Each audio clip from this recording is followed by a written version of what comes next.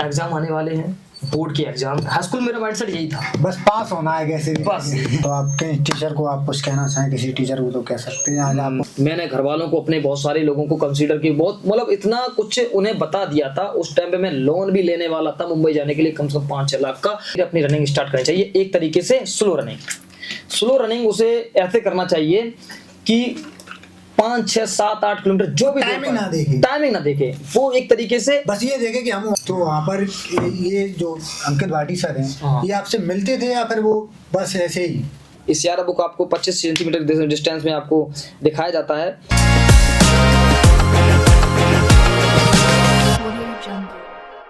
Hello guys, आप सभी का आपके अपने चैनल एमआर पॉडकास्ट में स्वागत है। जैसा कि आप जानते हैं कि आज की डेट में एक प्राइवेट जॉब लेना कितना दुर्लभ हो गया है, और उस बीच यदि कोई स्टूडेंट एक गवर्नमेंट जॉब पाता है तो उसके लिए एक बहुत ही अच्छा अवसर होता है। और इन सभी कठिनाइयों को पार करने के बाद जब एक स्टूडेंट एक अपना सिलेक्शन सुनिश्चित करता है तो उसकी खुशी कुछ अलग ही होती है। और इन्हीं सभी कठिनाइयों को पार करते हुए हम आपको एक ऐसी शख्सियत से मिलाने जा रहे हैं जिन्होंने आरपीएफ कांस्टेबल में एक अपना पद सुनिश्चित किया है। तो आज मैं उनसे मिलाने जा रही हैं। हाँ, तो आज मैं आपको मिलाने जा रहा हूँ विशाल भाई से, जो आरपीएफ में सिलेक्टेड हैं। तो हाँ, कैसे हैं विशाल भाई?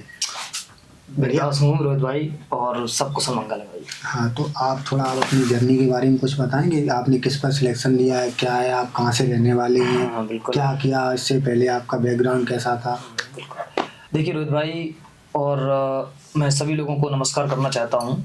वैसे तो मैं एक छोटे से कस्बे महिवा ब्लॉक के निवाड़ी कला गाँव में बिलोंग करता हूँ, और मेरी जितनी भी पढ़ाई है और जितना भी मेरा आगे की जो एजुकेशन चली है वो मेरी बहुत ही निम्न स्तर की चली है। मतलब कि हमारे जो फैमिली बैकग्राउंड था वो ज़्यादा कुछ समर्थ नहीं था।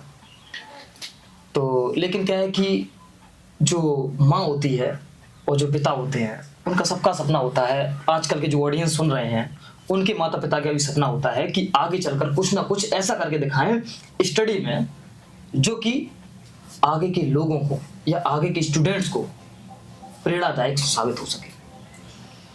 तो यही कुछ मेरी माँ के दिमाग में था और मेरे पिता के दिमाग में था। तो क्या है कि बस यही है कि मैंने जर्नी स्टार्ट की बचपन से। अपनी स्टडी जैसे भी चली हो, धीरे धीरे मतलब आप शौक किसमें रखते थे? शौक तो ये था कि डिजिटल मीडिया नहीं था इतना कुछ, तो बचपन से कभी शौक नहीं रहा किसी प्रकार का। हमारे जो माहौल रहा हमारे मोहल्ले का या फिर किसी प्रकार का, कभी ये स्टडी और ये पढ़ाई और ये कुछ भी, पहले क्या था कि डिजिटल मीडिया नहीं था ना। आपकी 12th कब हुई है? मेरी 12th थी 2015। अच्छा, 2015 जी, 2015 में 12th थी। मेरी हाई स्कूल थी 2013 में। हाई स्कूल किया। हाई स्कूल में एक नॉर्मल स्टूडेंट था, बहुत इंट्रोवर्ट था। कभी किसी बारे में हमने ज़्यादा कुछ ड्रीम नहीं थे। ड्रीम्स क्या, तब कोई ऐसी बात ही नहीं होती थी कि हम कुछ आगे के लिए प्लान बना सके। बस ये होता था कि भाई एग्जाम आने वाले हैं, बोर्ड के एग्जाम। हाई स्कूल मेरा माइंडसेट यही था, बस पास होना है कैसे भी। बस। हाई स्कूल के एग्जाम होने वाले हैं और ये पहली बोर्ड परीक्षा है, और अगर इसमें फेल हो गए तो आगे की जो जर्नी है स्टडी की वो नहीं हो सकेगी। बस इतना मोटिव था। ये नहीं था कि मुझे ये बनना है कुछ। और उस टाइम पे क्या था कि जब एज अपनी टीन एज में होती है, किशोरावस्था में होती है, तो उस टाइम पे रोहित भाई होता ये है कि लोग अपने गोल को सही से प्रेफरेंस नहीं दे पाते। उन्हें लगता है कि अभी हो जाएगा, अभी थोड़ा खेलने खाने के समय है, बस यही था। लेकिन एंड टाइम पे क्या है कि मेरा हमेशा एक मोटिव, पता नहीं ये नेचुरली है या फिर हमारे फैमिली बैकग्राउंड का कोई इफेक्ट है, अंदर से हमेशा ऐसा लगता रहा कि मुझे कुछ ऐसा करना है कि लोग जितने भी स्टूडेंट्स हैं मुझसे आगे ना हो पाए। ये चीज़ मेरा हमेशा अंदर रही कि मेरे साथ के जो पढ़ने वाले, मेरे साथ के जो सहपाठी हैं, वो कभी भी मेरे से आगे ना हो पाए। और इस चक्कर में मैं ये नहीं देखता था कि कौन सा इजी नोट्स है, कौन सा ये जो का नाम गैस पेपर है, ये मेरे को कुछ ऐसे क्वेश्चन प्रोवाइड करा दे कि मैं इनको पढ़ के ही सीधे नंबर ला दूं। नहीं, मेरे दिमाग में ये था कि सीधी किताब पढ़ता था मैं। किताब को ही पूरी चाट डालता था। रटने की आदत बहुत बुरी थी। अच्छा, हाँ, आप रटते थे चीजें? रटने की मुझे आदत ऐसी थी कि कभी समझने का अवसर नहीं प्राप्त हुआ, क्योंकि बचपन से हमारे जो गाइडेंस भी ऐसा नहीं मिला। हाँ, क्योंकि बस ऐसा होता था कि बस एग्जाम को पास करना है, ऐसा बस है, जब नंबर अच्छे आ जाए। मेच्योरिटी आ जाती है तब ये सब चीजें समझ में आती है कि कोई भी सब्जेक्ट को रटा नहीं जाना चाहिए, उसको उसका कॉन्सेप्ट और उसका बेसिक समझना चाहिए। लेकिन बचपन में क्या था कि शुरू से ही जो हमारा स्कूल बैकग्राउंड रहा, टीचर्स भी रहे, तो वो भी ये रहे कि मतलब उन्होंने ये कहा कि तुमको ये चीज याद करनी है और इस चीज पे फोकस करना है। तो वो आदत हमेशा हैबिचुअल होती चली गई। हाई स्कूल रटने में मैंने पास की बड़ी मुश्किल में, अच्छा। अच्छे से। हाँ, क्लास में लड़कों में टॉप आया, लड़कियों में इसलिए टॉप नहीं आया क्योंकि आजकल आप जानते हो हाँ। कि लड़कियों को हेल्प मिल जाती है, उनका सेंटर्स था। होता है। तो नहीं, मतलब जैसे आप गांव आपने निवाड़ी बताया है, तो आपके पास ही कहीं कॉलेज था या फिर आपको कहीं जाना पड़ता था? नहीं, हमारे स्कूल मेरे गांव में ही मेरा कॉलेज था, ज़्यादा दूर नहीं था, 2-4 मीटर दूर था। अच्छा। और देखो ऐसी बात नहीं, वो जो कॉलेज के जो टीचर्स थे वो बहुत ही one of the best teacher थे। उनके पास इतना ज्ञान का भंडार था कि अगर सच बताएं, हम जैसे लड़के अगर उन ज्ञान को रियलिस्टिक तरीके से अगर उन्हें प्राप्त करने की कोशिश करें तो वास्तविकता अपनी ज़िंदगी में बहुत कुछ उन्नति प्राप्त करने की हम अब चेष्टा कर सकते हैं। तो आपके टीचर को आप कुछ कहना चाहें, किसी टीचर को तो कह सकते हैं। आज आपको कैसा लग रहा है, उनकी वजह से आपको लगा हो कि उनकी वजह से आपके सिलेक्शन में कुछ आया है? बिल्कुल बिल्कुल। मेरे टीचर में वैसे बहुत सारे टीचर्स हैं, लेकिन उसमें कुछ टीचरों को मैं नाम लेना चाहता हूँ। जैसे कि हमारे एक दीपेंद्र सर हैं, जो कि हमारे ज्योग्राफी के टीचर थे। उनका जो स्टाइल था, पृथ्वी तुरंत बना देना, अक्षांश और देशांतर रेखा बना देना, भूमध्य रेखा कहाँ है, कर्क रेखा कहाँ है, भूमध्य, ये सब चीजें वो एकदम डिस्क्राइब कर देते थे बोर्ड पर। तो मुझे बहुत सीखने को मिला और उनकी टॉप क्लास में मैं ही था। तो आपने उनसे मिले अभी जाके? अभी मैं उनके साथ मैंने पढ़ाया भी था मैंने, तो अच्छा। मैं उनके हमेशा रिस्पेक्ट करता था। और हमारे साइंस में टीचर हमारे निर्मल चंद सर थे, उन्होंने मैं साइंस में मेरे बहुत अच्छा मुझे पकड़ बनाने में मौजूद किया। और मैथमेटिक्स टीचर मेरे बीके सर थे, जो कि उन्होंने 11-12 में मुझे मैथ में बहुत अच्छा किया। और मैं जहाँ ट्यूशन पढ़ता था वो हमारे राजेश सर थे, उनने मुझे मैथ में और इसमें बहुत सर इंक्लूड किया। मतलब मेरी जो एजुकेशन में बहुत अच्छा उनका रोल रहा। तो जैसे अभी आपने सिलेक्शन ले लिया है, तो आपने उनको अभी बताया है कुछ? आप उनसे मिले हैं अभी? सच बताऊं रोहित भाई, जब मैं उनके पास गया तो मैंने अभी आप जा चुके हैं उनके पास? बिल्कुल जा चुका हूँ, क्योंकि मैंने उसी स्कूल में अभी मैंने 2 महीने टीचिंग भी की है। अच्छा, अभी सिलेक्शन लेने के बाद फिर मैंने कहा कि बैठा बैठा क्या करूंगा, तो मैं सोचा कि अपने स्कूल में कुछ सेवा भाव के तरीके से मैं थोड़ा गाइडेंस कराएंगे। तो मैं अपने टीचर्स लोगों से मिला, तो मैंने उनसे जब उन्हें अपने बारे में बताया, तो हकीकत ये है कि आप ये समझ सकते हो कि एक अध्यापक और एक गुरु के लिए उसका शिष्य का आगे बढ़ना सबसे मायने रखता है, सबसे बड़ा मायने रखता है। तो हकीकत ये रहा कि जो हमारे टीचर को जब मैंने बताया तो उनका मेरे ऊपर हाथ ऐसे बढ़ा कि उन्होंने बताया, बस बेटा मुझे यही उम्मीद थी, मैं हमेशा ये चाहता था कि तुम हमेशा आगे बढ़ो, क्योंकि कुछ अच्छा करोगे। स्कूल टाइम पे ऐसा था कि मैं हर चीज परफेक्ट था। आपका चाहे स्टडी ले लो, चाहे कोई भी परफॉर्मिंग आर्ट का करियर ले लो, चाहे तुम्हारी ड्राइंग ले लो, चाहे तुम्हारा परफॉर्मिंग आर्ट का, चाहे जो आपका सिंगिंग ले लो, डांसिंग ले लो, जब भी कभी कोई फेस्टिवल होता था 15 अगस्त या 26 जनवरी, तो सबसे पहले लड़कों में अगर कोई खड़ा होता था वो विशाल कुमार था। तो आपकी सबसे ज्यादा आप किस में आगे हैं, किस में माहिर हैं सबसे ज्यादा आप? वैसे जो आपको लगता हो कि इसमें हम 100% है, इसमें तो मेरे सामने कोई है ही नहीं। देखो रोहित भाई, अभी तक सच बताऊं, मैं आपको दिल से बताऊंगा, मैं किसी चीज में माहिर नहीं हूं और किसी चीज में पीछे नहीं। अच्छा। ये मेरी क्वालिटी है। ना तो मैं किसी से परफेक्ट हूं, ना किसी से मैं पीछे हूं। हाँ, वो चीज अगर मेरे सामने आ जाती है तो उसमें मैं कभी पूरा 100% देता हूं, और वो चीज मुझे कुछ ना कुछ मुझे देकर ही जाती है। चाहे वो हमारी डांसिंग हो, चाहे वो सिंगिंग हो, चाहे वो पेंटिंग हो, चाहे वो किसी प्रकार का स्पोर्ट्स गेम हो। तो आपने अभी तक कोई सा स्टेट गेम अभी खेला है आपने? स्टेट गेम्स तो इसलिए नहीं खेल पाया क्योंकि मेरा जो स्कूल था उसकी शायद ही ऐसी कोई पहुंच नहीं रही कि उन्होंने हमें कोई स्टेट में या कोई का नाम जैसे तहसील स्तर पर या फिर ब्लॉक स्तर पर या फिर स्टेट स्तर पर हमको, हाँ थोड़े बहुत प्रतियोगिता होती रही, लेकिन उनमें मैं आगे नहीं जा पाया क्योंकि इसके लिए प्रिपरेशन चाहिए होती है और प्रिपरेशन हमारी कभी इस तरीके से हुई नहीं। लेकिन ये है कि मैं पार्टिसिपेट सब में करता। तो जैसे आपको लगता है कि जैसे जो और पास के गांव हैं, जो थोड़ी ने एरिया से बाहर हैं, गांव देहात के गांव हैं, तो वहाँ पर जो बड़े बड़े कॉलेज बने हुए हैं, उनमें आपको लगता है कि वहाँ पर खेल के लिए भी व्यवस्था होनी चाहिए, सरकार को लगाना चाहिए ऐसा कुछ जो वहाँ पर लोगों को, बच्चों को प्रोत्साहित करे उसके लिए कि हाँ इसमें ये हो तो आप भी कुछ अच्छा कर सकते हैं? जी रोहित भाई, आपकी बात बिल्कुल सही है, लेकिन मेरे हिसाब से जो मैंने अभी तक अनुभव किया, एक्सपीरियंस किया है, मेरे हिसाब से आज की डेट में जो भी कॉलेज स्कूल्स हैं शायद ही उनकी मेंटलिटी ये रही हो कि हमारे स्कूल में जो भी प्रतिभाएं हैं, जो भी टैलेंट है, जो भी बच्चों में जो एक अलग ही कुछ कर गुजरने का जज्बा है, उसको चीज को आगे ले जाते हैं, उसको प्रोत्साहित किया जाए। शायद नहीं, क्योंकि बात ये है कि आजकल इंटेंशन प्राइवेट कॉलेज का या प्राइवेट स्कूल का ये हो चुका है कि सब लोग अपनी इकोनॉमिक्स या फिर अपनी आर्थिक स्थिति मजबूत करना चाहते हैं। सबको पैसे के मत बस ये है कि बच्चों के अंदर जो टैलेंट होता है उसको कोई नहीं निखारता है।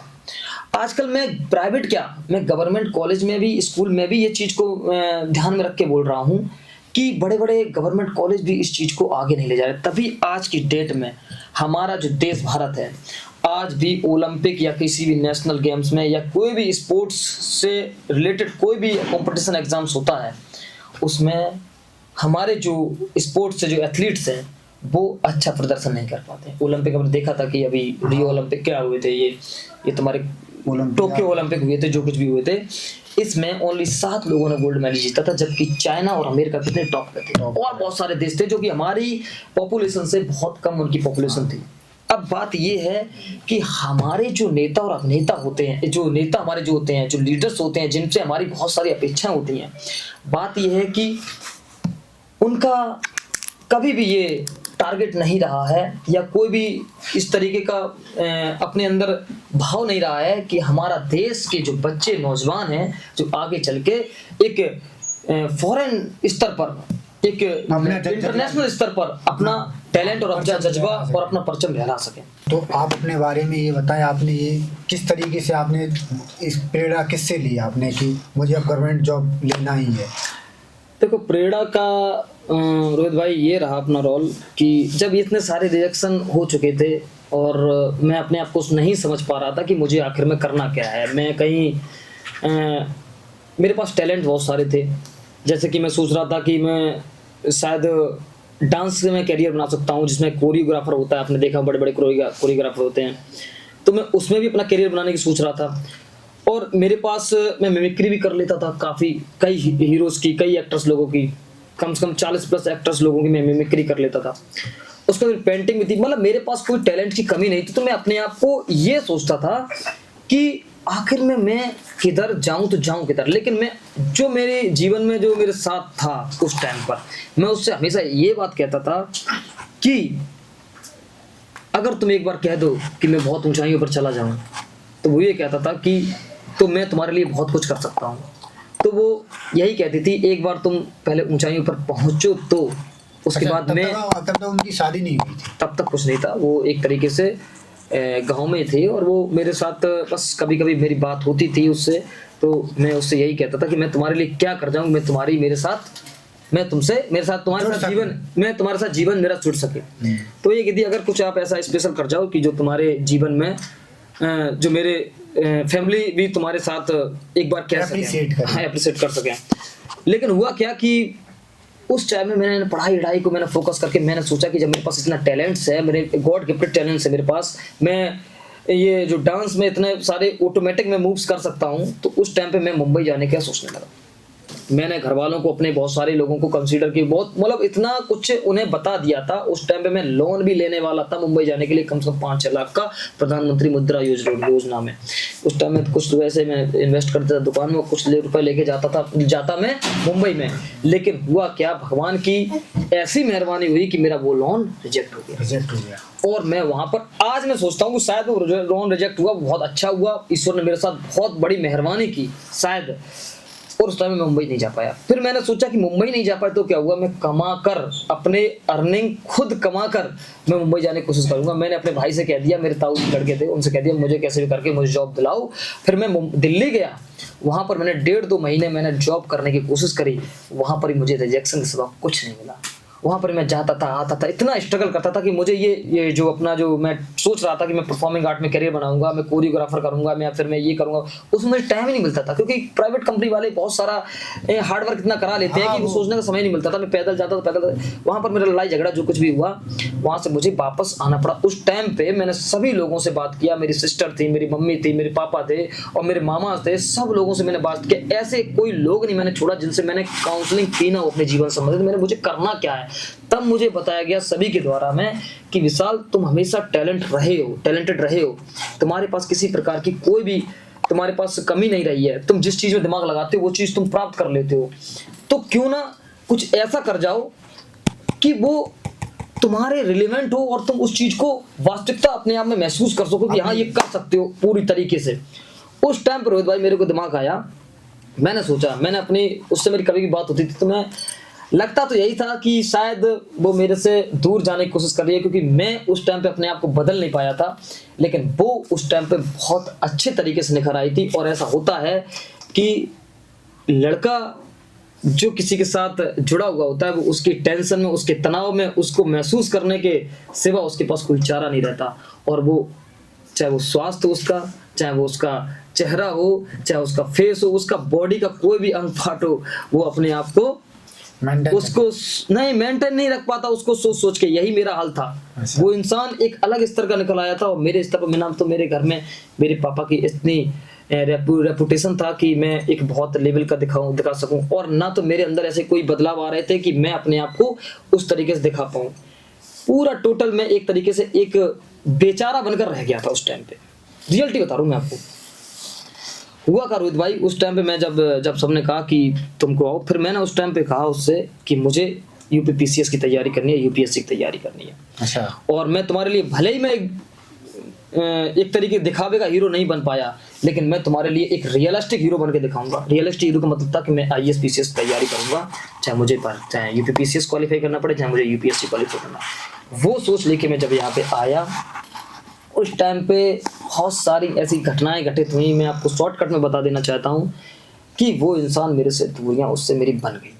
जब उससे मेरी दूरियां बन गई और उस टाइम पे 2017 में पहली बार योगी आदित्यनाथ की सरकार आई, और उस टाइम पे पूरी यूनिवर्सिटी का ओनली 8% रिजल्ट था, मतलब 100 में ओनली 8 बच्चे पास थे। और हमारे क्षेत्र में तो किसी भी स्कूल कॉलेज का बीएससी में खाता नहीं खुला था, पास ही नहीं हुए थे। उस टाइम पे मैं अपने कॉलेज में फर्स्ट था। भले ही मेरी 42 से 43% बनी हो, लेकिन मैं फर्स्ट था, तो मेरा चारों तरफ नाम था। एक से एक धुरंधर फैल हो चुके थे उस टाइम पे मैं। लेकिन फिर मैंने सोचा कि अब इसको मैं फिर से अच्छी परसेंटेज प्राप्त करूंगा, इसलिए मैंने फिर से तैयार किया। अब मेरे दिमाग में ये नहीं था, मैं दूर हो चुका था उस इंसान से, बहुत सारी गलतफहमियां हुई, कुछ हुई, कैसे हुई, वो मैं अपनी जर्नी नहीं बताना चाहता कि मेरे साथ क्या घटित हुआ, क्या नहीं घटित हुआ। मैंने जो महसूस किया, जो भी महसूस किया, वो मैं जानता हूँ। मैं उसको यहाँ पे डिस्क्राइब नहीं करना चाहता, प्रदर्शित नहीं करना चाहता, लेकिन इतना जानता हूँ उसके बाद मेरे जीवन में एक अलग बदलाव आया। मेरे साथ कुछ ऐसे मित्र जुड़े जिन्होंने मुझे बहुत ही प्रेरणा दिया, मुझे आगे बढ़ने के लिए प्रेरित किया। और जैसे मैं स्कूल में कॉलेज जाने लगा था, तो मैंने सारी कुछ चीज़ें मैंने अपने दिमाग से डिलीट करके मैं फोकस हो गया, और मैंने उसी टाइम पे ठान लिया था कि मुझे यूपीएससी से और कुछ नहीं करना है। तुम्हारी 2018 में बहुत सारी वैकेंसी आई थी, यूपी पुलिस की वैकेंसी भी आई थी, आपने देखा हो, 1 लाख की समथिंग वैकेंसी आई थी, बार वैकेंसी आई थी। उसी टाइम पे तुम्हारी ये जितने भी तुम्हारी यूपीएसआई की वैकेंसी 2017 में आई थी, इनमें भी मैं अप्लाई कर सकता था, लेकिन मेरा सोच वहीं सीमित स्तर पर था। मैं नहीं सोच पा रहा था, हाँ सोच इतना पा रहा था कि मैं यूपीएससी आईएएस करूंगा। उसके बाद हुआ क्या रोहित भाई, मैंने ये, और उसके बाद रेलवे की भर्तियां भी आई थी, ठीक है, मैं उसमें भी अप्लाई नहीं कर पाया। मेरे दिमाग में एक ही था, मैं वनडे एग्जाम को ना करके मैं सिर्फ यूपीएससी करूंगा, मुझे आईएएस या पीसीएस अधिकारी भरना है। कानपुर चला गया मैं, तुरंत ही कानपुर चला गया मैं। ये आप कानपुर कब गए? दिल्ली से जब मैं वापस आया, जब मुझे ये दिखा, किस ईयर की बात? 2018 की बात है। 2017 में मैं आ चुका था। 2017 में वैसे तैसे पास हो पाया था मैं अपना बीएससी। उसके बाद 2018 में मैंने बीएससी को कोचिंग करके बहुत सारी मेहनत करके मैंने दोबारा पास किया। उसके बाद साथ से थी मुझे नेटवर्क मार्केटिंग भी मुझे मिल गई उसी टाइम पे। नेटवर्क मार्केटिंग मैंने कम से कम 8-9 महीने दिए, कम से कम मान लो 1 साल ही दिया पूरा, बहुत सारे पैसे उसमें मुझे सक्सेस का रेट नहीं दिखाई दिया। बीएससी के साथ साथ मैं उसको भी कर रहा था, जाता था आता था, जाता था आता था, बहुत मेहनत करता था। इतने लोगों से पैसे कलेक्ट किए, अपनी कंपनी वालों को दिए, और एक टाइम पे जाके कंपनी भाग गई। उसमें मेरी बहुत मेहनत थी, मैंने ईमानदारी से मेहनत की थी, लेकिन मुझे सक्सेस नहीं मिली। और इधर मेरी बीएससी के एग्जाम भी हुए, मैं पास हुआ, फर्स्ट ईयर और सेकंड ईयर मेरी बीएससी पास हुआ। इधर मेरा नेटवर्क मार्केटिंग फेल हुआ। उधर मैं उस इंसान को भूल चुका था, तो वो मेरा भी चल रहा था। बस मुझे एक अच्छी फीलिंग ये आती थी कि मैं अपने करियर पे फोकस होने वाला हूँ। हाँ, मैं नशे में नहीं पड़ा, मैं किसी प्रकार की असंगति में नहीं पड़ा, या कोई भी गलत इफेक्ट मेरे जीवन में नहीं पड़ा। मैंने उस टाइम पे एक इफेक्ट डाला अपने ऊपर कि मुझे उसको कुछ ऐसा कर दिखाना है कि मैं कोई ऐसा कर दिखाऊं कि वो भी इंसान सके कि तूने जिस इंसान को छोड़ा था वो आज वो इंसान कोई अलग नहीं है, वो कोई ऐसा वैसा नहीं था, वो कुछ अलग हटके था। हुआ क्या रोहित भाई कि जैसे तैसे मैंने फिर स्टार्ट किया, मैं कानपुर चला गया, मैंने एनसीईआरटी 6 to 12 तक मैंने कलेक्ट की और मैंने स्टार्ट कर दी अपनी जर्नी। उस टाइम मेरा फाइनल ईयर था, मेरा 2020 में 19-20 में मेरा फाइनल ईयर था। तो मैंने क्या ना कि जितने भी ग्रेजुएशन का, उस टाइम पे मुझे सर ने भी बोल दिया था कि अब की बार तुम्हें हेल्प मिलेगी और तुम कैसे भी करके अपनी कंपटीशन एग्जाम में फोकस कर सकते हो। तो मैंने कहा कंपटीशन एग्जाम में क्या, मेरा यूपीएससी का सपना है उसी को मैं करूंगा। तो मैंने स्टार्ट कर दी अपनी जर्नी। मैंने 6 to 12 तक मैंने पढ़ी, स्टार्ट किया। मैं एक टेक्निकल एरिया का बंदा था, टेक्निकल क्षेत्र का बंदा था। मुझे अपकलन समाकलन से लेके मेंसुरेशन से लेके ये जितने भी तुम्हारे टेक्निकल के, ये तुम्हारे द्विघात समीकरण से लेके बीजगणित से लेके अलजेब्रा से लेके ये सब मुझे अच्छे से आते थे, लेकिन मुझे अर्थमेटिक बिल्कुल नहीं आता। तो मैंने उस पर फोकस भी नहीं किया। और ये सब्जेक्ट मैंने नहीं पढ़े थे, हिस्ट्री, इकोनॉमिक, पॉलिटी, ये तुम्हारी साइकोलॉजी, सोशलॉजी, ये सब भी एथिक्स वेथिक्स सब ये यूपीएससी के सिलेबस में होती हैं। मैंने इनको पढ़ने की कोशिश की तो मुझे एक अलग ही माहौल अपने अंदर विजुअल होता हुआ दिखाई दिया। मुझे ऐसा लगा कि वास्तविकता ये जीवन को परिवर्तित करने वाले सब्जेक्ट है। मुझे इतना इंटरेस्ट बढ़ गया कि मैं एक एक अक्षर को गूगल पे सर्च करता था। उस टाइम पे नेट इंटरनेट थोड़ा अच्छे से आ गया था, लेकिन इतना नहीं था, लेकिन ये था कि गूगल पे सर्च कर सकते थे। तो मैं उस चीज को एक एक अर्थ को, जैसे उन्होंने कहा कि किसी भी प्रकार से मुगल साम्राज्य इस क्षेत्र से परे था। अब परे का अर्थ नहीं पता होता है किसी को, परे मतलब क्या होता है। तो मैं परे का अर्थ उस तरीके से गूगल पे सर्च कर देता कि परे का अर्थ क्या होता है। तो परे का अर्थ होता है अलग। अब उसमें ये भी होता था कि बहुत सारे ऐसे शब्द, तो मैं उनको कलेक्ट करके मैं पूरी तरीके से आपकी जिज्ञासा रहती थी जानने। हाँ, मेरा मतलब ये था कि मैं एक तरीके से पहले भी मेरा क्या कि मैं एनवायरनमेंट और ये नेचर्स और ये तुम्हारे ये जितने भी ग्लोबल वार्मिंग और ये का नाम मैं तापमान इंक्रीज, इन सब पे मैं पहले वीडियो बनाता था। नेचर से मैं जुड़ाव शुरू से ही रहा। और मुझे जब यूपीएससी तैयारी मैंने की, यूपीएससी तैयारी की, तब मुझे ऐसा लगा कि वास्तविकता ये सब चीजें कितनी रिलेवेंट है और मतलब मुझे मेरे जीवन को मतलब कि एक तरीके से परिवर्तित करने की पूरी ये सब मेरे पास हाँ व्यवस्था है। मतलब ये मुझे ऐसा लगा। धीरे धीरे हुआ क्या कि उस टाइम पे यूपीएससी पीसीएस की तैयारी हमारे क्षेत्र में कोई नहीं कर रहा था। तो रोहित भाई उस टाइम पे मुझे ऐसा लगा कि कहीं मैं गलत डायरेक्शन में तो नहीं जा रहा हूँ। मैंने 2015 से 2020 तक जो जर्नी मैंने स्टार्ट की उसमें मैंने कुछ कर नहीं पाया, मैं कहीं ना कहीं भटकता रहा। क्या मैं फिर से नहीं भटकने लगा हूँ? और मैं जब इंटरव्यू देखता था और भी लोगों के देखता था तो उसमें कहा था कि यूपीएससी कोई ऐसी चीज नहीं है जिसको तुम कहकर प्राप्त कर सको। उसमें समय लगता है। एक अच्छा गाइडेंस होना चाहिए, अच्छा मार्गदर्शक होना चाहिए, अच्छा एनवायरनमेंट होना चाहिए और अच्छे टीचर्स का तुम्हारा साथ होना चाहिए। और उसके बाद भी पूरी तरीके से पॉसिबिलिटी ये नहीं है कि यूपीएससी तुम्हारे नेचर से तालमेल खा पाए। धीरे धीरे मेरे घर वालों ने भी कहा कि क्यों तुम आसमान में उड़ रहे हो। आसमान क्या, जो भी कहता था कि क्यों आसमान में उड़ रहे हो, चुपचाप से कोई ऐसी छोटी मोटी पहले जॉब पालो जो तुम्हारे जीवन को सही कर सके। लेकिन अंदर से जिज्ञासा यही थी कि मुझे यूपीएससी का। तो आपने सबसे पहला एग्जाम किसका दिया था? मैंने सबसे पहला एग्जाम यूपीएससी का दिया था। यूपीएससी का दिया था मैंने सबसे पहला दिया। तो मैंने पहले आईआईटी के और भी दिए थे, लेकिन क्या है कि मतलब एग्जाम को नहीं, मैं इन एग्जाम को अपने साथ रखता हूँ। हाँ, इन एग्जाम तो सबसे पहला जो मेरा कॉम्पिटिटिव एग्जाम था वो मेरा यूपीएससी का था। मेरा आगरा पेपर गया था। उस यूपीएससी एग्जाम में मेरा आपने दिया था पहला? ये पेपर मैंने दिया था 2019 में। 2019? हाँ, 2019 में दिया था। उसमें मेरा कुछ नहीं हो पाया था। उसके बाद मेरा पीसीएस का एग्जाम था, उसको भी मैंने दिया था इटावा में। उसमें भी मेरा कुछ नहीं हो पाया था, कुछ नंबर से मैं रह गया था क्योंकि उस तरह की तैयारी नहीं हो पाई थी। हाँ, क्योंकि गांव से थे और फिर ये सारी चीजें दिमाग में अप्लाई फॉर्म करने के लिए जब मैं साइबर कैफे जाता था तो वो भी मुझे तरफ देख के बड़ा दिमाग लगाते थे। यूपीएससी काहे को फॉर्म भर रहे हो? तो हम कहते थे, मुझे ऐसा लगता था ये पता नहीं ये क्यों कह रहे हैं, लेकिन मुझे ऐसा लगता था कि मैं ये कर सकता हूँ।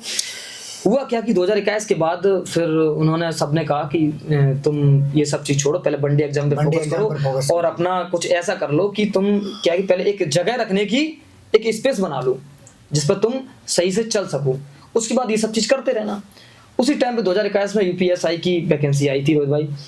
तो उस टाइम पे मुझे कोई आइडिया नहीं था मंडे एग्जाम का। मेरा मैथमेटिक्स बिल्कुल लो लेवल का था और मुझे कुछ समझ में नहीं आ रहा था कि मैं इस मैथमेटिक्स को, अर्थमेटिक टाइप को मैं कैसे कंप्लीट करूँ, कि मुझे मेरा टेक्निकल ठीक था। हाँ, आप उधर ये जियोग्राफी, हिस्ट्री वगैरह पढ़ते ज्योग्राफी, थे। और ये तुम्हारा चक्रवृद्धि physics ब्याज, वगैरह समय के ना साधारण ब्याज, और तुम्हारा ये डिस्टेंस, टाइम एंड डिस्टेंस, और ये तुम्हारा सिंप्लीफिकेशन, नंबर सिस्टम, ये मेरा 8 तक वो सब मैं भूल चुका था बहुत पहले, और 8 तक भी पढ़ाई ऐसी वैसी होती थी मेरी।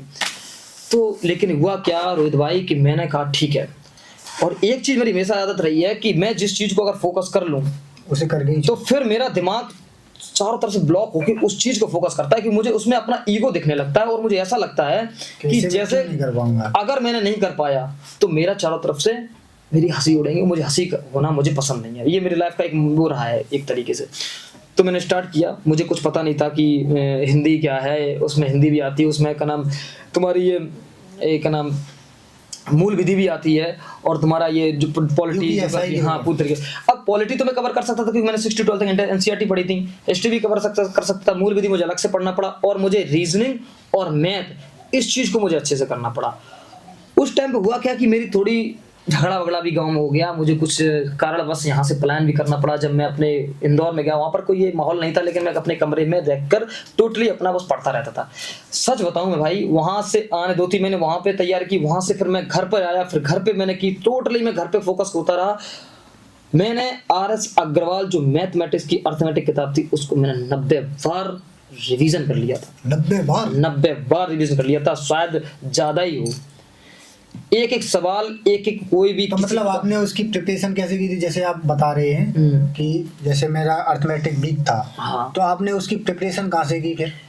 अर्थमेटिक मेरा वीक था। देखो सबसे बड़ी बात ये होती है रोहित भाई कि ज्यादातर एस्पिरेंट गलती कहाँ करते हैं, गलती ये करते हैं कि वो कॉम्पिटिटिव एग्जाम में उतर तो आते हैं, लेकिन उन्हें ये पता नहीं होता है कि हमें क्या पढ़ना है, किस तरीके से स्ट्रेटजी से करना है, स्ट्रेटजी, हाँ क्या पढ़ना है क्या नहीं पढ़ना है, किस चीज को इंक्लूड करना है अपने जेहन में और किस चीज को अवॉइड करना है।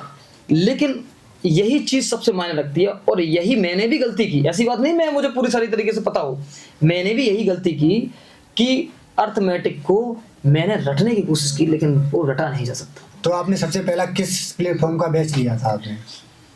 रोहित भाई सच बताऊं आपको, मैंने कोई बैच नहीं लिया। तो आपने जैसे आप जैसे बता रहे हो, आपने जैसे कोई बैच नहीं लिया है, हाँ। तो आपने फिर ये तैयारी कैसे की अर्थमेटिक? तैयारी की मैंने RS अग्रवाल, सबसे पहले मेरे ताऊ जी थी, उन्होंने मुझे RS अग्रवाल की बुक दी। मुझे पता भी नहीं था कि इस बुक से ही सब कुछ आता है, लेकिन जब मैंने उसे पलटा तो उसमें लिखा रहता था कि ये क्वेश्चन इतनी बार ये यहाँ आया है, ये ऐसा एग्जाम में लिखी रहती है। ठीक है, मैंने स्टार्ट कर दिया। ये कि मैथ मेरा टेक्निकल ठीक था, तो ये क्या है कि तुम्हें माइनस प्लस ये चीजों में कभी मुझे दिक्कत नहीं आई। नहीं, जैसे होता नहीं है, जैसे कोई जैसे बच्चे इसी में कंफ्यूज हो जाते हैं, जैसे 10 का 90%, 80 का 30% से कितना अधिक। बिल्कुल। तो इस तरीके की जो लैंग्वेज होती है ये हर बच्चे की समझ में नहीं आती। तो इस चीज को आपने किस तरीके से समझा? बिल्कुल आप सही कह रहे हो। देखो यही चीज मुझे भी दोगुना तिगना, हाँ यही दोगुना तिगना, 2.5 गुना, ये 3.25, ये इस तरीके के 3.25, और इसका इतना गुना, इतना परसेंटेज कितना है, और वो यहाँ से इस स्थान से स्टार्ट किया, इस स्पीड से गया।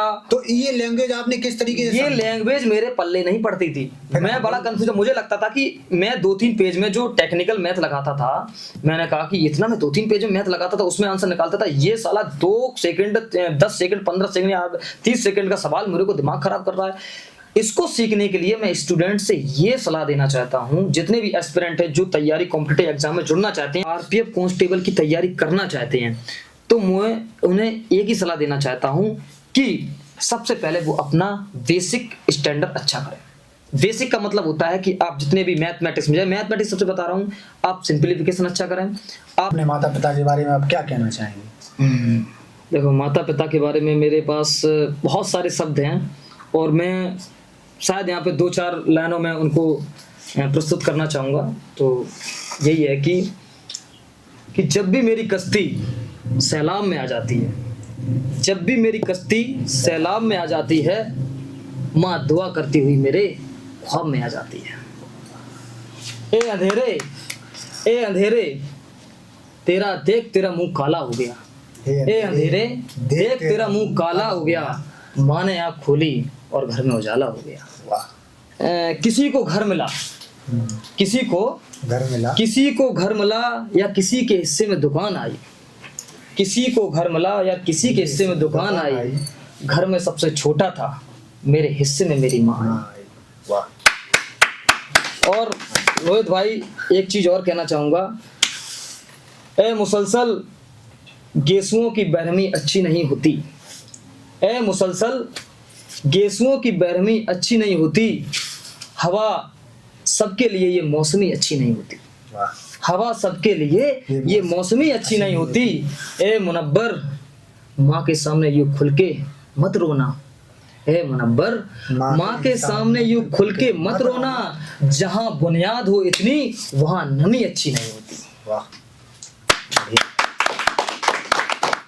तो ये मेरे माता के लिए दो शब्द थे, उन्होंने बहुत मेहनत की, उन्होंने अपनी जितना भी जीवन है सब आप लोगों को बनाने में लगा दिया।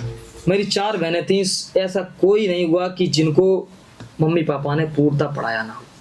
आज सब लोग बीएड, एमए, एमएससी किए हुए सब सेटल हैं, और मुझे यकीन है कि अगर टीचिंग की वैकेंसी कोई यहाँ पर अगर आती है उत्तर प्रदेश में, तो कोई ना कोई जरूर मेरे यहाँ से सिलेक्ट मेरी सिस्टर से भी हो जाएगा, क्योंकि उनकी शादी हो चुकी है, घर में बहुत सारी सिचुएशन थी, इसलिए उनकी शादी होना बहुत ज़रूरी था। लेकिन एक सिस्टर मेरी साथ मेरे हैं, वो मेरी तैयारी कर रही हैं, उनने भी 8-9 एग्जाम क्वालिफाई कर चुके हैं। तो आप अपनी पहली सैलरी को आप क्या करना चाहेंगे? आप मैं अपनी पहली सैलरी जो कितनी आती है, बेसिक कितना होता है? देखो अभी तो इसका क्या है कि 50 से 55,000 के समथिंग अभी इस टाइम पे आरपीएफ कांस्टेबल को मिलती है। और जो 8वां वेतन आयोग लागू होगा उसमें 2.85 फिटमैन फैक्टर जो लागू होगा उसमें मे भी ये चीज़ में मुझे सुनने को आ रही है कि 75 से 80,000 के बीच इसकी सैलरी होगी। अच्छा। हाँ। और इसमें जो आरपीएसएफ होता है, स्पेशल प्रोटेक्शन जो फोर्स होता है, जो कि कोरस कमांडो में जाता है, इसमें खैर मैंने आरपीएसएफ जो मैंने पहली प्रेफरेंस नहीं भरा था, उसकी 10 से 15,000 इससे सैलरी और इंक्रीज होती है। तो मेरा सभी से इतना ही निवेदन है, इस आरपीएफ कांस्टेबल जो आने वाली भर्ती है उस पे कंसीडर बनाए रखें। नहीं तो आपको ऐसा क्या आप कुछ एडवाइस देना चाहेंगे अपने हमारे स्टूडेंटों को जो आगे आने वाली भर्तियों पर, वैकेंसियों पर अपना पकड़ बना सके? क्या क्या करना चाहिए उनको? देखो सभी दोस्तों, जितने भी एस्पिरेंट हैं आरपीएफ की तैयारी करना चाहते हैं और आरपीएफ को अपना क्योंकि इसका फिजिकल भी बहुत टफ होता है, जीवन का लक्ष्य अगर करना चाहते, बिल्कुल देखो सबसे पहली बात तो इसका रिटन आपको क्वालिफाई करना पड़ेगा। नहीं, इसकी पहले प्रोसेस बताइए थोड़ा। सबसे पहले इसका फॉर्म अप्लाई करेंगे आप लोग, ठीक है, और ऑल इंडिया वैकेंसी होती है, और पहले इसमें जॉइन वाइज होती थी, अब जॉइन वाइज नहीं होती है। अच्छा। ठीक है, हाँ, अब क्या है, ऑल इंडिया वैकेंसी हो चुकी है, और इसमें क्या है ना कि ऑल इंडिया के सारे लोग अप्लाई करते हैं। हमने इतनी बार अभी कितनी वैकेंसी थी? अभी ओनली 4,000 कुछ पोस्ट थी, और फॉर्म इसमें लगा था 64 से 65 लाख। 65 लाख? 64 से 65 लाख इसका फॉर्म डला था, और 55 लाख के समथिंग लोगों ने इसका एग्जाम दिया था, और उन 55 लाख के समथिंग में ओनली 32 से मेल की पोस्ट थी, और उस 32 से में भी कम से कम 15 से 1600 इसमें एक्स सर्विसमैन भी थे। और उसके बाद हमारी जो एससी कैटेगरी में जो वैकेंसी थी वो कम से कम 350 या 400 समथिंग पोस्ट थी। उनमें रिटन पास करने के बाद फिजिकल में आना, फिजिकल पास करने के बाद मेरिट में आना। फिजिकल के बारे में थोड़ा बताएं। हाँ, तो फिजिकल के बारे में देखो रोहित भाई, ऐसा है कि इसका फिजिकल बहुत हार्ड होता है। मैंने सुना है कि इसका तो लगभग ऐसे समझ लीजिए आर्मी का और इसका लगभग इक्वली होता है। मेरा कहने का मतलब ये है कि आर्मी से इसका टफ होता है। अच्छा, बिकॉज इसलिए मैं ये कहना चाहता हूँ क्योंकि आर्मी में क्या है कि तुम सिर्फ और सिर्फ रनिंग करते हो, ठीक है। रनिंग में क्या है, तुम एक रिदम से करते हो, एक तरीके से तुम्हारी एरोबेटिक रनिंग हो जाती है और तुम्हारी एनारोबेटिक रनिंग हो जाती है, मतलब कि अनाक्सी रनिंग और एक ऑक्सी रनिंग। इसमें क्या है कि तुम्हारे पास कोई तुम्हारे चोटिल होने की संभावना बहुत कम होती है, क्योंकि आप एक फ्लो में रनिंग करते रहते हो। धीरे धीरे आपकी 3-4-5 महीने में आपकी वो टाइमिंग आने लगती है, अगर आप मेहनत करने में अच्छे हो तो। बिना मेहनत कुछ नहीं है। लेकिन आरपीएफ कांस्टेबल में जो रनिंग के साथ साथ रनिंग कितनी है? इसकी 5:45 के अंदर रनिंग है। कितनी है? 5:45 के अंदर 1600 मीटर। 1600 मीटर? 1600 मीटर 5:45 के अंदर रनिंग है। उसके बाद सबसे इसमें टफ आ जाता है कि तुम्हारा 14 फुट लॉन्ग जंप भी है। अच्छा। 14 फुट लॉन्ग जंप के बाद 4 फुट तुम्हारा हाई जंप भी है। यहाँ पर बच्चा थोड़ा डगमगा जाता है। तो मतलब इसमें जैसे ये जो 14 फुट ये लॉन्ग जंप है और ये हाई जंप है 4 फुट, तो इसमें कितना चांस मिलता है? 2 चांस मिलते हैं। हर किसी में दो ही चांस। दो चांस, अगर आप इस दो चांस में कहीं भी अगर किसी प्रकार से आपने गलती कोई गुंजाइश कर दी, आप आउट है। अच्छा, तो मतलब ये जैसे मान लीजिए कोई बच्चा है, जैसे वो हाई जंप की प्रैक्टिस कर रहा है जी। जैसे अभी यूपी ये दिल्ली पुलिस का भी लगा हुआ है, इसमें अभी हाई जंप भी है, लॉन्ग जंप भी है। तो जैसे कोई बच्चा स्टूडेंट है जो अपनी तैयारी कर रहा है, उसका अच्छे मान लीजिए मार्क्स है, लेकिन बात क्या है कि वो उसमें दिल्ली पुलिस में उसका हाई जंप है, वो ज्यादातर प्रोबेबिलिटी रहती है कि बच्चे फेल हो जाते हैं। तो उनको क्या ऐसी स्ट्रेटजी अपनानी चाहिए जो उनकी हाई जंप क्लियर हो जाए? देखो, मैं कोई सुनाया नहीं कहूँगा, मैंने अपने आप में महसूस किया, मैंने एक्सपीरियंस किया, वो मैं कहूँगा। मैंने कभी जिंदगी में रनिंग नहीं की थी। अच्छा। मैंने कभी जिंदगी में रनिंग नहीं की थी, मैंने कोई ऐसी प्रिपरेशन नहीं की थी, लेकिन 1600 मीटर में जब मैंने स्टार्ट किया तो हकीकत है मैं 1 हफ्ते या 3-4 हफ्ते मैं अपने आप को ये सोच रहा था कि मैं कहाँ घुस गया हूँ। मतलब आप 1600 मीटर पहले बार में ही दौड़ने लगे थे या आपको 1600 मीटर भी नहीं दौड़ पा रहे? अरे मैं कुछ नहीं दौड़ पा रहा था। मेरा 1600 मीटर की पहली टाइमिंग जब मैंने 1 महीने में पहली टाइमिंग जब दी थी, मैंने 1 महीना प्रैक्टिस करके, तो मेरी पहली टाइमिंग थी 7:15 मेरी टाइमिंग थी। जबकि मैं ये सोच रहा था कि पहले मैं जिम वगैरह करता था, मेरा अच्छा शरीर था, बढ़िया था, तो मैं सोचता था कि जब मैं जिम इतनी अच्छी करता, मेरी इतनी स्ट्रेंथ है मेरे पास, मैं 140 किलो की मैं डेडलिफ्ट मार चुका हूँ। 140 किलो की, क्या बात कर रहे हैं? सच बता रहा हूँ भाई, मैं 140 किलो की डेडलिफ्ट मार चुका हूँ, 75 किलो वजन अपने चेस्ट पे उठा चुका हूँ, और 25 किलो के डंबल जब मैं अपने कर चुका हूँ, तो मुझे ऐसा लगता था कि मैं ये रनिंग तो मैं ऐसे यूं ही कर लूंगा। मतलब ये चीज कैसे आपके आई दिमाग में? 140 किलो तो बहुत हो जाता है। ये मुझे लगता है फिजिकल में या फिर वर्कआउट करने में मुझे बहुत पहले से इंटरेस्ट था। अच्छा। हाँ, मुझे ऐसा लगता था कि स्वास्थ्य जीवन का सबसे अहम अंग है, एक चीज है जो हेल्थ इज वेल्थ, वही है कि स्वास्थ्य धन है। तो ये चीज मेरे बनी रही है, मुझे अच्छा लगता था कि, तो ये चीज मेरी थी, तो मेरे दिमाग में था कि मैं दौड़ भी इसी तरीके से कर लूंगा। लेकिन आज मैं हकीकत बता दूं कि जिम और रनिंग दोनों एक डिफरेंट गेम्स हैं। जिम एक अलग तुम्हारा स्पोर्ट्स है और तुम्हारी रनिंग एक अलग स्पोर्ट्स है। जैसे जब आपने अपना आरपीएफ कांस्टेबल, जैसे आप बता रही है आपकी 7.5 मिनट रनिंग थी, हाँ, तो आप थोड़ा ये बताइए अपनी थोड़ी डेली रूटीन के बारे में बताइए, क्योंकि ऐसा होता है जैसे बच्चे होते हैं जो कर रहे हैं अभी तैयारी फिजिकल वगैरह भी, तो वो क्या करते हैं कि कोई जंक फूड खाने लगे, किन्हीं पे दूध ही नहीं पिलता है, तो मतलब इस तरह की चीजें आती हैं। बिल्कुल। देखिए रोहित भाई, सबसे पहले अगर आप स्टार्ट करना चाहते हो, अगर आप रनिंग स्टार्ट करना चाहते हो 1600 मीटर तैयारी की, आप अगर बेमतलब में कोई भी किसी प्रकार की तकनीक ना यूज करके सीधा बहरा अगर आप दौड़ने लगेंगे, आप कभी भी 1600 मीटर रनिंग क्वालिफाई नहीं कर पाएंगे। क्योंकि आपको 3-4-5 महीने तो आपको यही लगेगा कि मैं कर क्या रहा हूं। क्योंकि एक तरीके से जो लोग पहले आर्मी की तैयारी करते थे वो 1-2 साल करते, तब वो 1600 मीटर टाइमिंग के अंदर ला पाते थे। लेकिन आज की डेट में यूट्यूब से लेकर सारी चीजें, एआई से लेकर गूगल से, सारे ऐसे प्लेटफॉर्म उपस्थित हैं जिसमें आप अच्छे से ये चीज से डिस्क्राइब कर सकते हो कि मुझे 1600 मीटर तैयारी किस तरीके से करनी है। मैंने जो की वो मैंने इसी तरीके, मैंने टेक्नोलॉजी का उपयोग किया। मैंने एआई से जो ग्रुप आता है, आपने देखा हो एलन मस्क का ग्रुप, मैं उस पर सर्च करता था कि मुझे 1600 मीटर तैयारी की मुझे रनिंग बनानी है, तो मैं कैसे करूं, उसकी डाइट कैसे फॉलो ये करूं, वो करूं। तो मैं एआई से पूछता था, तो मुझे वो रोज बताता था कि आपको इस तरह की डाइट फॉलो करनी है, इस तरीके वो करना है, इस तरीके से आपको हफ्ते का एक शेड्यूल रूटीन करना है कि हमें किस तरीके से क्या करना है। आपको मतलब कि जैसे होता नहीं है, जैसे कोई नया है, जैसे अभी हम ही हैं, तो हम 1600 मीटर दौड़ नहीं लगा पाते हैं, सीधी बात बताए, क्योंकि मेरे छाती में कहीं लगे, कहीं मेरे पैरों में दर्द। हाँ, बिल्कुल होगा, बिल्कुल। और जैसे होता क्या है, जैसे 3-4 दिन जैसे भी कोई भी स्टूडेंट करता है, फिर उसके बाद उसके दर्द होने लगता है, वो कहता है हटाओ छोड़ो। तो वो कंसिस्टेंसी कैसे बनाए? वो कंसिस्टेंसी ऐसे बनेगी, सबसे पहले के लिए वो क्या डाइट फॉलो करे? सबसे पहले उसे ये करना चाहिए कि उसको शुरुआत में उसे धीरे धीरे अपनी रनिंग स्टार्ट करनी चाहिए। एक तरीके से स्लो रनिंग उसे ऐसे करना चाहिए कि 5, 6, 7, 8 किलोमीटर जो भी टाइमिंग ना देखे, वो एक तरीके से बस ये देखे कि हम वहां तक एरोबिक तरीके से, हाँ, एरोबिक तरीके से दौड़ता रहे, बिल्कुल फ्लो में। बस वो अपना एक तरीके से 3-4 जो भी वो लगा पाए वो कंसीडर करे। उसे 2-3 हफ्ते तो ये करना पड़ेगा। जब वो 5 किलोमीटर 25 या 28 या 30 मिनट में लगाने लगे, उसकी स्टेमिना बन जाए, उसका स्टेमिना जैसे ही बना, उसके बाद उसे रेपिटेशन पे ध्यान देना चाहिए। रेपिटेशन क्या होता है? रेपिटेशन होता है आपको एक डिस्टेंस, जैसे 400 मीटर या 800 मीटर या 1200 मीटर, उसको उनकी रेपिटेशन या सूद जो वर्कआउट बोलते हैं, सूद रनिंग बोलते हैं, वो इंक्लूड करनी चाहिए। मतलब सूद वर्कआउट से मतलब क्या है? सूद वर्कआउट से मतलब रेपिटेशन ही होता है। जैसे कि तुम्हारा, जैसे आज मंडे है, जैसे मैं करता था अपने जो रनिंग में जब करता था, तो मंडे को मैं 1200 मीटर के 2 जैसे मेरा एक गोला था वो 400 मीटर का था, तो उसमें मैं 12 से तो जैसे आप ये फिजिकल के लिए कहीं बाहर भी गए हो या आपने गांव में ही किया? पहले मैंने गांव में किया, क्योंकि उस टाइम पे बरसात नहीं थी, तो गांव में ही ग्राउंड था हमारा, तो उस पे मैं करता था। उसमें 330 मीटर ग्राउंड था, लेकिन मैं उसमें 400 मीटर कैसे करके बना लेता था।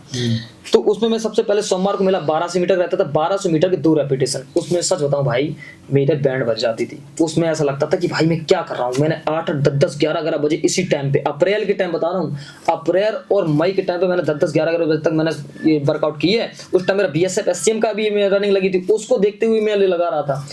1200 मीटर मेरा सोमवार को रहता था। मंगलवार को मेरा रहता था तुम्हारा 800 मीटर,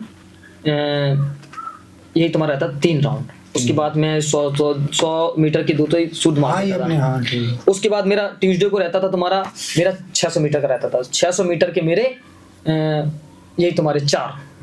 उसके 2400 मीटर। हाँ, उसके बाद फिर मेरा जो ट्यूसडे वेडनेसडे को मेरा रहता था कि तो मतलब आपका कहने का मतलब है स्केड्यूल ऐसा बनाएं कि थोड़ा अपनी स्ट्रेंथ भी मैनेज करें। हाँ, मतलब कि तुम्हें इसमें स्लो फास्ट रेपिटेशन और तुम्हारा स्पीड वर्कआउट तुम्हें ऐड करनी ही पड़ेगी। रेपिटेशन, स्पीड वर्कआउट और तुम्हारा स्लो फास्ट। और एक दिन तुम्हारा लॉन्ग रहेगा जो तुम 5 से 6 किलोमीटर। ये कब किया जाए? मतलब ये तुम्हारा जब ये तुम्हारा स्टेमिना बन जाए। तो आपने हाई जंप के लिए क्या किया? हाई जंप के लिए सबसे पहली बात है, देखो बहुत से स्टूडेंट्स होते हैं जिनके पास हाई जंप के लिए कोई पहले से प्री प्लान नहीं होता है, वो नहीं कर पाते हैं। मुझे भी ऐसा कोई नहीं था, मैं हाई जंप नहीं कर पा रहा था, बार बार फेल हो रहा था। लेकिन हाई जंप के लिए मैंने जो स्ट्रेंथ डेवलप की अपने अंदर, वो मैंने डेवलप ये की कि सबसे पहले मैंने अपने जो लेग्स थी, अपनी जो थाई थी, अपने जो कॉल्फ थी, इनको मैंने अच्छे से स्ट्रॉन्ग किया। स्ट्रॉन्ग के लिए मैंने स्क्वाट्स लगाई। मैंने मतलब आप कितने लगा देते थे? मैं स्क्वाट्स कम से कम मैंने 8 से स्क्वाट्स लगाए। 8 से, हाँ, मैं इस तरीके से 8 से स्क्वाट लगा देता था। उसके बाद मैंने इसमें प्लायोमेट्रिक्स यूज किया। प्लायोमेट्रिक्स होता है तुम्हारी लेग्स को मजबूत करने का एक पूरा ऑल ओवर वर्कआउट होता है ये लेग्स का। प्लायोमेट्रिक्स में तुम्हारा ये तुम्हारा फ्रॉग जंप आ जाता है, तुम्हारा है बाउंडिंग आ जाती है तुम्हारी, है ना, और तुम्हारा बॉक्स जंप आ जाता है। ये प्लायोमेट्रिक्स था। इनको मैंने इंक्लूड किया। इससे क्या होगा कि जांग में, हमारी जो थाई में एक विस्फोटक एक्सप्लोसिव पावर इंक्रीज होती है। जब एक्सप्लोसिव पावर इंक्रीज होती है तो हम क्या है कि जंप में ज्यादा ऊंचाई तक हाइट ले पाते हैं। तो ये चीज मेरे बहुत फायदे हुई। लेकिन मैं चोटिल बहुत हुआ, मैं सच बताऊं आपको, मैं चोटिल ऐसे हुआ कि लास्ट टाइम पे क्या हुआ कि मेरे यहाँ पर थोड़ा ग्राउंड भी गड़बड़ हो जाता था। कोई पानी भरते था, मोहल्ले वाले जलने वाले पानी भर देते थे, उसमें मैं रनिंग नहीं कर पाता था। फिर मैं कहीं और करता था। मैं कानपुर डिफेंस एकेडमी में गया 1.5 महीने के लिए बरसात में, वहां से आया, फिर मैं चोटिल हो गया घर पे, जैसे कोई जगह नहीं मिलती थी। उसके बाद फिर मैं दिल्ली गया। दिल्ली में स्ट्रेंथ, मार्कोस, जितनी भी अच्छी फिजिकल एकेडमी, ये सारी फिजिकल एकेडमी में घूम आया था। और वहां पे भी किस्मत ये खराब कि वहां पे भी टीचर वगैरह थे ही नहीं। वहां पे कोई चले गए तो मैं उसे अकेले करना पड़ा। और वहां से वापस आया, फिर मैं भरतना गया, यहाँ पर का नाम औरैया गया, जीतमल। इसमें एक हमारे गुरुजी थे करके, कुछ थे गुजर करके, उनसे मैं का नाम दादा गुर्जर करके थे, उनसे मैंने सीखा। वहां पे मुझे जैसे तैसे मेरा कंप्लीट हुआ। वहां पे मैंने मेहनत की, फिर मैंने अपने ग्राउंड में भी की। ये सब मिलाकर मैंने पूरी तरीके से लास्ट तक ये इतना मैं सोच रहा था, इतना सब कुछ कर रहा था कि मैं चोटिल बहुत हो गया था। और उस चोटिल चक्कर में जो मेरा फिजिकल था, उस टाइम पे मैं वास्तविकता फेल होने वाला था। लेकिन मैंने उस टाइम पे, सब लोग कहते हैं कि इंजेक्शन ना लगाओ, ये ना लगाओ, वो ना लगाओ, लेकिन मेरा हिसाब से ये है कि अगर आपके पूरे बॉडी में रनिंग के टाइम पे कहीं भी किसी प्रकार का दर्द हो या किसी प्रकार की आप रनिंग में दिक्कत कर रहे हो, अगर आपका दर्द का कोई इंजेक्शन है तो आप उसको जरूर इंक्लूड कर लें। बिल्कुल, बोब्रोन टाइप का इंजेक्शन आता है, वो आपके दर्द को बिल्कुल कम करता है। अगर आपका मेडिकल नहीं है तो आप उसको इंजेक्शन को इंक्लूड कर सकते हैं। तो उससे मेडिकल में कोई इफेक्ट नहीं पड़ेगा? मेडिकल में अगर आपको तुरंत मेडिकल तो इफेक्ट पड़ेगा। अगर मेडिकल तुरंत नहीं है, जैसे मेरा आरपीएफ में तुरंत मेडिकल नहीं था, मैं 2 चोट से घबरा रहा था, मैं आपको बताऊं। अच्छा, तो आपने ये मेडिकल था, आपने डायरेक्ट वहीं कराया था या इससे पहले कहीं कराया था? मैंने कराया था पहले। मैं प्री मेडिकल के लिए, जब मेरा ये सब कुछ क्वालिफाई हो गया, उसमें प्री मेडिकल के लिए मैं SS चेयर आगरा गया था, वहां पर मैंने कराया था। वहाँ पर मैं पूरी तरीके से फिट था, बस मेरा बीपी थोड़ा हाई बताया था, तो मुझे बताया था कि नमक थोड़ा कम खाओ वगैरह वगैरह, लेकिन मैंने इस पर कभी मैंने ध्यान नहीं दिया और मैं नमक खाता रहा। उसके बाद फिर मैं RWA के पास गया। RWA का जो क्या नाम उन्होंने बताया था कि सम्मान समारोह, और जो क्या नाम उन्होंने बताया था कि सम्मान समारोह के साथ साथ प्री मेडिकल भी करेंगे, तो वहाँ पर भी गया। वहाँ पर ही मुझे कोई पॉइंट वगैरह दिए तो नहीं, लेकिन बोल रहे थे कि तुम्हारा हैंड ट्रिमर है। जैसे क्या नाम, आप जब वहाँ पर गए RWA पर, तो वहाँ पर ये जो अंकित भाटी सर हैं, ये आपसे मिलते थे या फिर वो बस ऐसे ही? नहीं, वो मिले मेरे से। अच्छा, आप मिले? उन्होंने, हाँ, बकायदा सब लोग बैठे थे, तो वो वहाँ पे उन्होंने उस मेडिकल होने से पहले या मेडिकल होने से पहले उन्होंने सबका सम्मान किया। ये जो मेडल है ये सब उन्हीं का दिया हुआ मतलब है। ये मेडिकल होने के बाद हुआ या ये मेडिकल होने से पहले सम्मान समारोह किया गया, लोगों को मुझे बुलाया गया, मुझसे पूछा गया मेरी जर्नी के बारे में, और मुझे ये टी शर्ट प्रोवाइड कराई गई, उसके साथ मुझे मेडल पहनाया गया, और मुझसे कुछ कोट्स भी पूछे गए कि आप क्या संदेश देना चाहते हैं, जैसे आप मुझे पूछ रहे हैं, उसी प्रकार से मैंने 2-4 बातें की। इस तरीके से सबको सम्मान करने के बाद प्री मेडिकल किया गया। तो प्री मेडिकल में मुझे वहाँ पर कुछ, जब आप वहाँ पर प्री मेडिकल के लिए आप ऑफिस में गए होंगे अंदर, तो वहाँ पर वो अंकित सर जाते हैं या नहीं, अंकित सर नहीं जाते हैं वहाँ पर, उनके जो डॉक्टर्स लोग होते हैं वो वहाँ पर उपस्थित होते हैं। नहीं, वो तो उपस्थित होते ही हैं, तो अंकित सर देखने के लिए नहीं जाते? नहीं, अंकित सर का पूरा गाइडेंस में ही वो सारी चीजें होती हैं, लेकिन क्या है कि जो वहाँ पर डॉक्टर्स लोग होते हैं वो सारी चीजें बताते हैं, वो बताते हैं आपके अंदर क्या कमी है, क्या नहीं है, क्या कमी है। तो वहाँ पर जैसे आप गए, तो वहाँ पर रहने की व्यवस्था थी कुछ? रहने की व्यवस्था तो नहीं थी, लेकिन क्या कि हम लोग शाम को ट्रेन से गए थे, सुबह पहुंच गए थे आराम से, तो वहाँ पर रहने की व्यवस्था, तो खाने पीने की व्यवस्था थी? खाने पीने की व्यवस्था सारी चीज थी वहाँ पर। हमने वहाँ सारी खाने पीने की व्यवस्था थी, रोटी सब्जी छोले और ये भटूरे पनीर, हाँ, और ये तुम्हारे रसगुल्ले से लेके और भी पकौड़े से लेके सारी सरों से और मैमों से मिले होंगे? हाँ सर, मैम सबसे मिला, मैं पारुल मैम से भी मिला, मैं नवीन सर से भी मिला, मैं अंकित भाटी सर से भी मिला, मैं एक वो कौन सर थे, वो क्या नाम, उनका नाम नहीं आ रहा है, मैथ पढ़ाते हैं एक, उनसे भी मैं सबसे मिला, तो सभी से हूँ वहाँ पे सब कुछ व्यवस्थाएं थी। अच्छा सा मतलब अच्छा फील हुआ, आरडब्ल्यू ने अच्छा प्रोग्राम किया, और मुझे उनके जो मैंने मॉक टेस्ट भी लगाए थे, जो मैंने उनसे भी मुझे बहुत प्रेरणादायक मुझे महसूस हुआ, और मैंने कई सारे, तो मतलब आपने जो मॉक टेस्ट उनके लगाए और जो एग्जाम में, उनमें कुछ अंतर लगा या सिमिलर थे? नहीं, ऐसा था कि आरडब्ल्यू के मॉक टेस्ट थोड़े लेवल के होते हैं। आरडब्ल्यू के मॉक टेस्ट में अगर आप उतने नंबर ला रहे हैं, अगर लेवल के नंबर ला रहे हैं, तो आप 101% ये चांसेस हैं कि आप जो टेस्ट जो रियलिस्टिक टेस्ट होगा आपका, उसमें आप अच्छे नंबर ला सकेंगे। टेक्स्ट बुक सिमिलरली टेस्ट बनाता है, मैं दोनों देता था, आरडब्ल्यू का भी देता था और इसका भी देता था।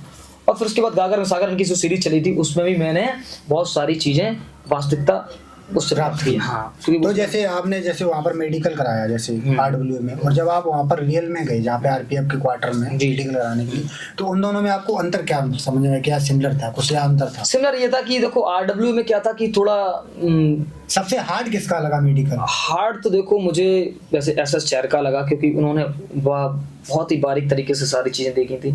और आरडब्ल्यू क्या कि देख तो सारी चीजें रहा था, लेकिन उतनी बारीकी से नहीं, बस ठीक है, उतनी डीप में नहीं देख रहा था, वो थोड़ी नॉर्मल तरीके से देख रहा था, लेकिन देख सारी चीजें रहा था। और जो मैं एसएस चेयर से कराया, उन्होंने बाकायदा उस तरीके से सारी चीजें। और जो आप जब वहाँ पर गए वास्तविकता से, वहाँ पर जहाँ आपने रियल में कराया जाके, तो वहाँ पर क्या हुआ? वहाँ पर भाई माहौल पूरा चेंज था। वहाँ पर ये था कि हमारे साथ हमारे चाचा गए थे, जो साथ में हमारे नवीन चाचा, ये तो इनकी निगरानी में हम लोग गए थे। तो वहाँ पर क्या कि इतना प्रेशराइज्ड किया था। देखो उनका ये सब लोग कहते हैं कि बहुत नॉर्मल तरीके से मेडिकल हो जाएगा, ये हो जाएगा, लेकिन नॉर्मल कुछ नहीं होता है। वहाँ पर इतना प्रेशराइज्ड होता है। जो वहाँ पर डॉक्टर्स पूछते हैं, जो इशारा टेस्ट पढ़ाते हैं, जो कि तुम्हारा ये कलर विजन के लिए होता है, तो उसमें वो एक एक चीज पढ़ाते हैं, एक एक पॉइंट पढ़ाते हैं, उसमें ये कलर कौन सा, ये पॉइंट कौन सा, मेडिकल के बारे में बताएं। हाँ, यही चीज पढ़ाते हैं। और मैं बड़ी उसमें पढ़ रहा था, और उसमें बीपी भी तुम्हारा चेक करते हैं। वहां पर तुम्हारा इतना प्रेशर होता है, इतना प्रेशर होता है कि तुम वहां पर सबसे ज्यादा वहां पर लड़के किस में बाहर हो रहे थे? देखो वहां पर सबसे ज्यादा लड़के बाहर हो रहे थे, तो वो ज्यादातर तुम्हारा कलर विजन में अगर तुम्हारी आंखों में कोई किस तरीके, कलर विजन में बिल्कुल आउट कर रहे थे, बिल्कुल अनफिट परमानेंटली। मतलब किस तरीके से? उसमें अगर आप कलर नहीं पहचान पा रहे, अगर इशारा बुक में कितनी दूर से, इशारा बुक आपको 25 सेंटीमीटर डिस्टेंस में आपको दिखाया जाता है, और अगर उसमें तुम अगर नंबर नहीं पहचान पा रहे हैं, या फिर वो लाइनें आप अगर ड्रॉ नहीं कर पा रहे हैं, उस तरीके से बोल रहे हैं, तो आपको कलर विजन की समस्या है। उसके बाद पूरा लाइट भी दिखाते हैं, जब आप उसकी चश्मा वाली चश्मा लगता है, एक ग्रीन होता है, एक तुम्हारा जैसे अगर किसी लड़के का चश्मा लगा हुआ है तो उसमें फिट है या अनफिट? नहीं, चश्मा इसमें इंक्लूड नहीं होता है। एक्स सर्विसमैन के लिए भले ही वो करना प्रोवाइड करा दें, लेकिन नॉर्मल स्टूडेंट के लिए चश्मा इंक्लूड नहीं होता है। तो उसमें लेकिन ये है कि तुम्हारा A1 स्टैंडर्ड का मेडिकल वो करते हैं, लेकिन यह है कि आरपीएफ कांस्टेबल में B1 स्टैंडर्ड का मेडिकल होता है, तो कुछ वो छूट इसलिए दे देते हैं, जैसे कि तुम्हारे अगर कुछ माइनर प्रॉब्लम होगी, जैसे कि तुम्हारा नौकनी थोड़ी बहुत है, या फिर ये तुम्हारा एक कैरी एंगल है, या फिर फ्लैट फुट है थोड़ा, तो वो थोड़ा रिलैक्स करते हैं। लेकिन वो डॉक्टर के ऊपर डिपेंड है। कहीं कहीं जोन में बहुत सारे अनफिट भी किए हैं, कैरी एंगल और इन सब चीज़ों में, और कहीं कहीं जोन पे बिल्कुल ये सारी चीज़ें नहीं देखी गई। जैसे मेरे में सारी चीज़ देखी गई, बहुत माइनर तरीके से देखी सारी चीज़ें गई, लेकिन आँख को सबसे अच्छी तरीके से और बहुत गंभीरता से चेक करते हैं। ये तो मेडिकल का प्रोसेस है इसमें।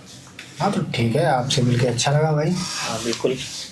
तो मिलते हैं आपके। और बढ़िया है कुछ, जल्दी। हाँ बिल्कुल बिल्कुल भाई, कभी आते हैं कभी और मिलना कभी फिर। हाँ कभी मिलना बस मैं एक स्टूडेंट्स को कुछ एक मोटिवेशनल कोट्स देना चाहूँगा। या श्योर। अगर कोई कंपटीशन एग्जाम में अगर आना चाहता है तो मेरा एक उनसे क्वेट्स है, एक रैप है जो मैं उनकी नई भाषा में उन्हें समझाना चाहूँगा।